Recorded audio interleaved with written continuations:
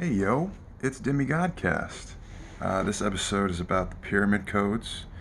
Um, these little guys right here. You know, you might want to ask yourself why you're not getting this information from somebody that calls themselves a pharaoh. But, without further ado, I wanted to introduce you guys to this book called The Law of One. Um, it is by it's by Ra himself, and the book is pretty much like a cosmic Bible. It goes into every question that a person can possibly conceive of about what's going on this planet and the history of it. Ra, the Egyptian god, is channeled through a human being, and the questioner kind of sucks at first. I think there's multiple questioners, um, but the questions start off very uh, well. I mean, it's you gotta take note that this is something that they're doing in the 80s. So the people that are asking the questions, they don't have a deep conscious understanding of things. So Ra goes above and beyond when he answers a question. So there will be a question that, you know, pertains to just one singular finite thought, and Ra will give um, kind of an infinite answer to it that covers a wide array. And a lot of times, Ra he reiterates that, yeah, I've already said this before, I've already answered this question. The further along you get into it, you could also listen to it on YouTube somewhere if you just type in the raw materials, it's also called. So, very important book. Also, Young Pharaoh's not talking about that stuff either, but it's definitely something that will get you further along ahead in the consciousness ball game if that's what you really want to participate in. Um, so yeah, the pyramid codes, very very fascinating documents. Recently released this year in September by Jason Shurka. Yeah, who also has a YouTube channel. Shout out to Jason Shurka. Thank you very much for putting that information out. Um, certainly, uh, it's certainly not a bevy of new information for me, but it will be for a lot of people that are recently awakening. So, if the pyramid codes is something that you want to listen to, they have an audio version in English and Hebrew. And what the pyramid codes are, see the Bible, the Torah, and the Quran, they're written in code, and the hieroglyphs and the pyramids were written in code as well. What the pyramid code is a code that's specifically written to decipher information pertaining to the pyramids. So um, the original pyramid code is written in Hebrew, as I understand, and Hebrew is written in code. So the language Hebrew itself has multiple meanings upon the letter. It correlates with a numerical value as well as a spiritual understanding. If I have that correct, I haven't studied Hebrew, but I heard it takes a very long and very wide understanding of things to really get a good grasp on it. And it takes people many many years to study that so that they can read these ancient texts and ancient traditions that are passed down um, along that uh, spiritual line.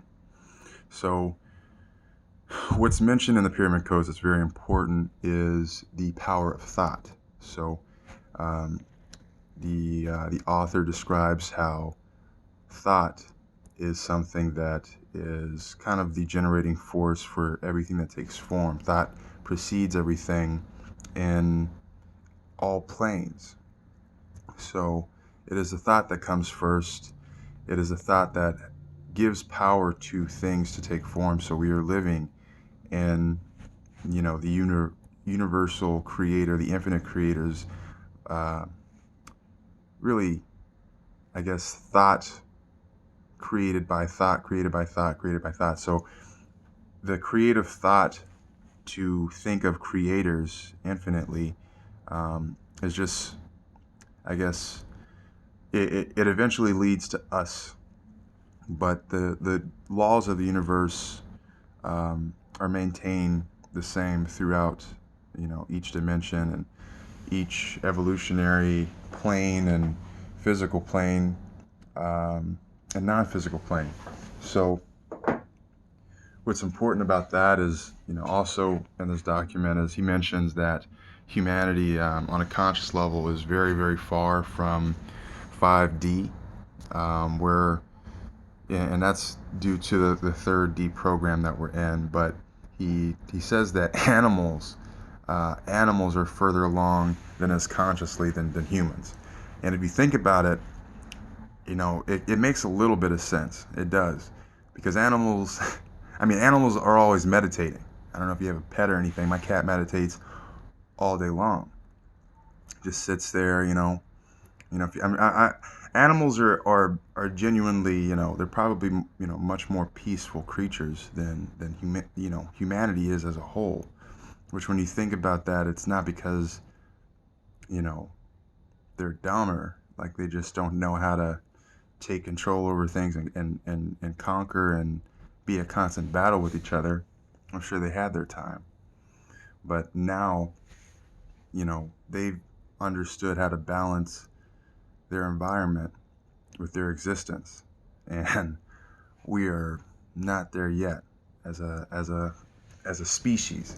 So it's definitely very powerful information to learn. My review of it is, he goes in depth of various reincarnations of himself. And so he understands the process of reincarnation, as I explained in my Matrix video. If you want to watch that and learn a bit more about reincarnation, in the Pyramid Code, he goes into it.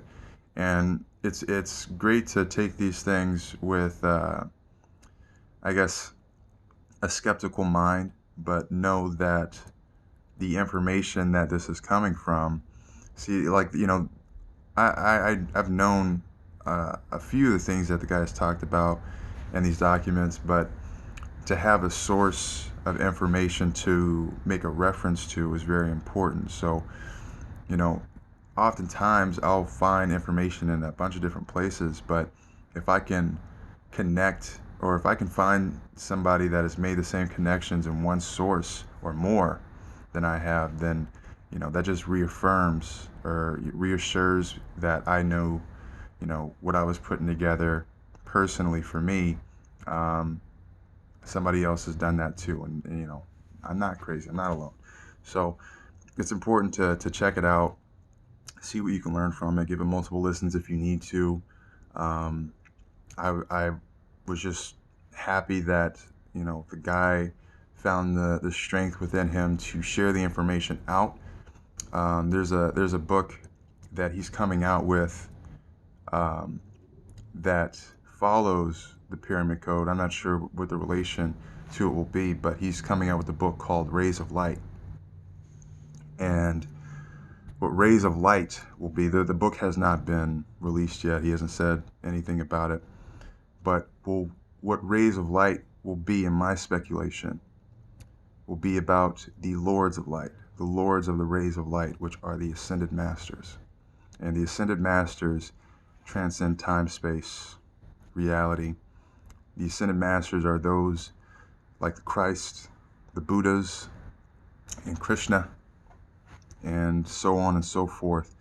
Ascended Masters, they say that there are, somewhere from 300 to thousands of them. No one truly knows, because it is a conscious level that one can reach to ascend. And with the Rays of Light, I speculate we'll get into, is the hierarchy of light that rules the galaxy. You see, there are different races of souls, of light beings on this planet. There are different races of people. There are different races of light beings. As above, so below. So originally this planet just had one color people, one race of people here, and from my understanding, the pharaohs were that race, or even, you go back before them, to Atlantis before them. Who knows? Okay, that's we just don't have history recorded that long, but consciously someone can tap into that information if they know how to unlock it. So the different races, the hierarchy of light that we are all ruled by. And when I say light, you have to consider that everybody has, I guess, the capability to tap into different frequencies of light. And the indigo frequency, the indigo ray of light, will be what you can refer to as the indigo children. And so children and it's speculated that Pleiades is a star that rules the indigo light beings. So an indigo child, just to paint a picture, would be someone or some soul entity that has visited from a one particular star system, maybe in a vessel, but just consciously in a different star system, and has been born into the vessel of an infant, of a child. So it is during the, somewhere in the conception process that a soul chooses to live in this reality. Some souls don't choose to get here. Some souls are incarnated here, made here, and can go other places after that. But most of the souls come from other places to here and then return to where they came from or go somewhere else. It's free will, depending on your graduation status. Rays of light. There are different ascended masters. There are different masters of the light. And Yeshua the Christ was one of these masters. He was real. His name wasn't Jesus. He was, from my understanding, the timeline is different. But there is definitely a clear-cut reason why the Christ was here, and that was to show humanity the evolution that they can obtain. And the yellow ray, if I'm not mistaken, was the ray of the Christ. There's different color rays. Okay. Maybe there could be 7, there could be more. I don't know particularly. I have to get back with more information on that. But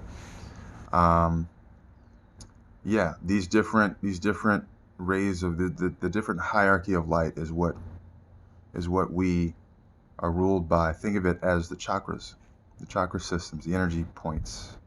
Okay, and think of ultraviolet light, which is a light that your human eyes can't even perceive. Think of that being rule over all the other light that you can see. Okay?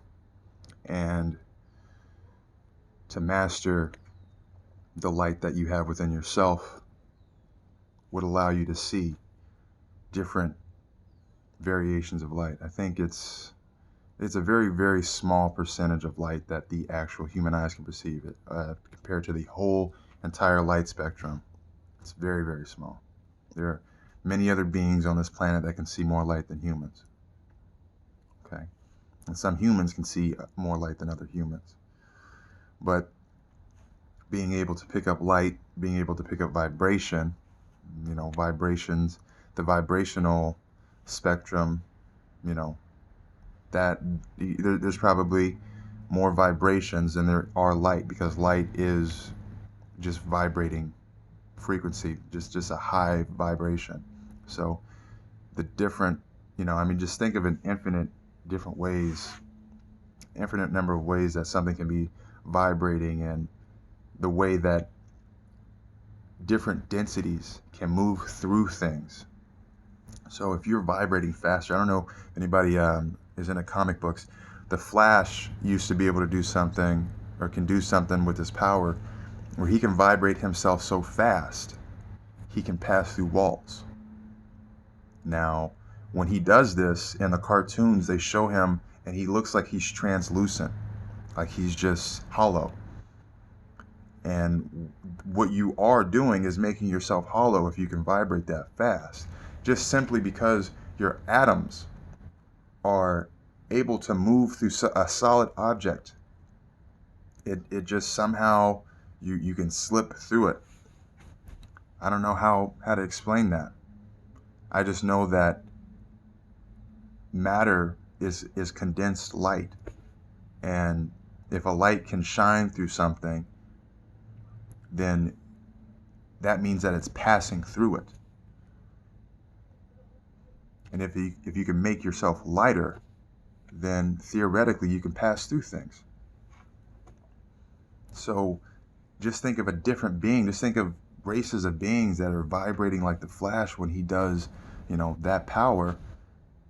There's just beings that are like that come here to a density that is just lower.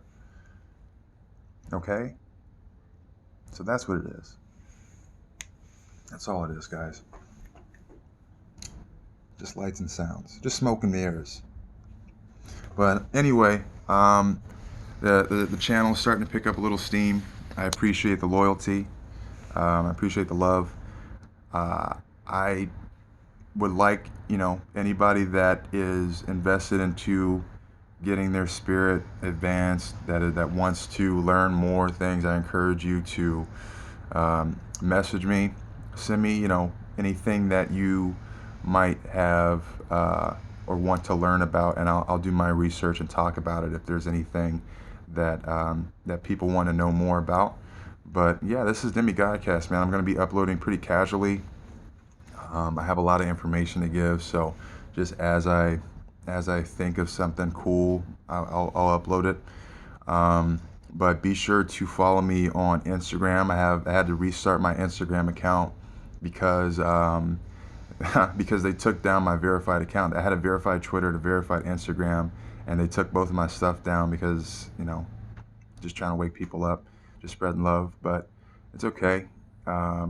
We get started back again and we rise anew. So the Instagram is going to be at Torian the Demigod. Just Torian, Torian, the Demigod. No fancy numbers or spaces. And my Twitter is going to be at Torian's Glory. I got some fire tweets, so if you want to go down the timeline, look at some of the funniest tweets you'll ever read, check me out. DEM GθDCAST out.